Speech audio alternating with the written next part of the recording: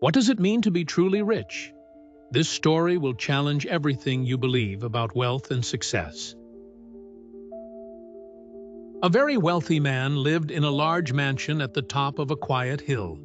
He had everything money could buy in the world. He had expensive cars, beautiful art on every wall, rare wines in his cellar, and servants to meet his every need daily.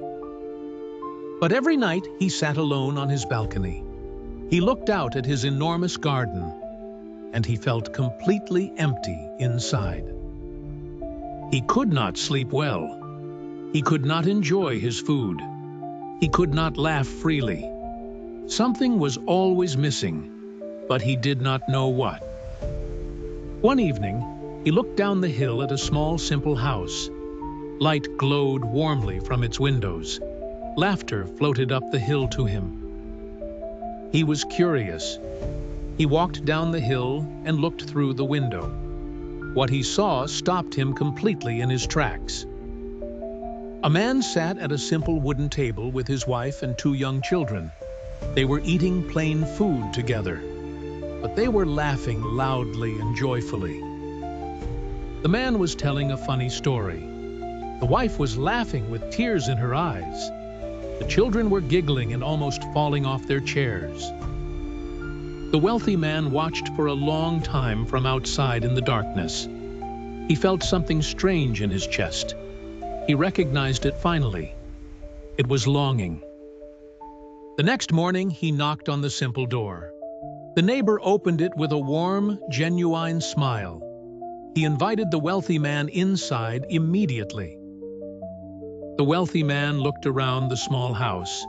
It was simple and old, but it was warm, clean, and full of drawings the children had made. He sat down and asked the neighbor, "How much money do you make each month from your work?"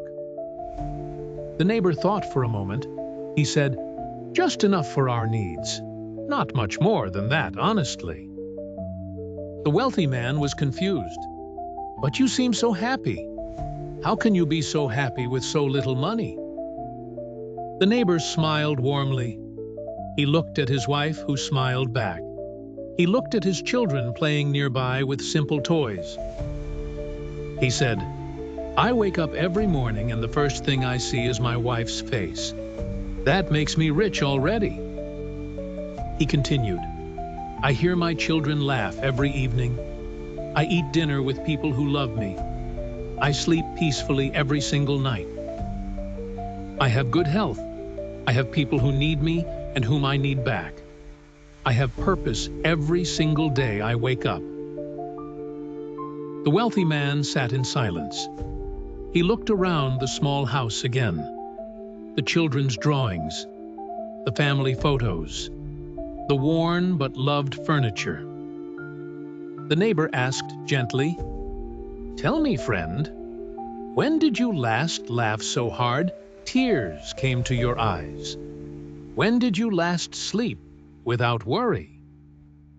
The wealthy man could not remember. He thought hard. He went back years in his memory. He could not find a single recent moment of true joy. He had spent 30 years building wealth. He had gained everything money could buy. And somewhere along the way, he had lost everything money cannot buy. He lost time with family. He lost simple pleasures. He lost the ability to be present.